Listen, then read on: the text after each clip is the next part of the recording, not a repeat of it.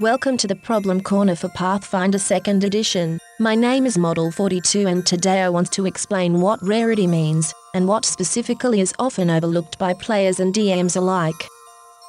Pretty much anything in Pathfinder has a rarity attached to it, though if it is common, and can be found all over the world regularly, it is not marked. However, if it has the uncommon trait, which can be an item, a spell, an ability, a monster, and even an ancestry, heritage, or class, then it either requires special training to be used or gained, or is quite difficult to find, since it is part of a certain culture or part of the world. When it comes to rare things of the aforementioned categories, they are very difficult to find or obtain, and most often those are even parts of the game to be discovered, like a very rare and magical sword in the Temple of Snakes. This makes sense, I hope.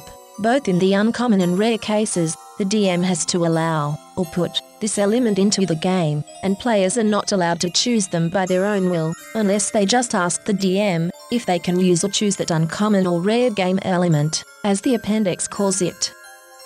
Let's look at an example. The core ancestries and heritages are all common and can be found all over the world, so when you say that you want to play a human fighter, you can do so without asking the DM's permission. If your choice, however, is a human tiefling sorcerer, then you have to ask your DM if tieflings are okay, which they will be in most cases, since they are a standard in the lore, though they are not as common as in D&D for example. But if you are a player who wants to play a Strix, because you like their looks and style, the DM has to give his permission, since they might not fit his story or setting. If you wonder why that is, then ask yourself this: how often do you see an Inuit in the world, and how would it be different if they were not rare, but common, like Caucasians, Asians or Africans? This is just regional and cultural variety, and Pathfinder has that as well. This is the reason why you should not always play the weirdest things, because there are some really weird things in the game. Just look at Flesh Warp or the Kinrasu.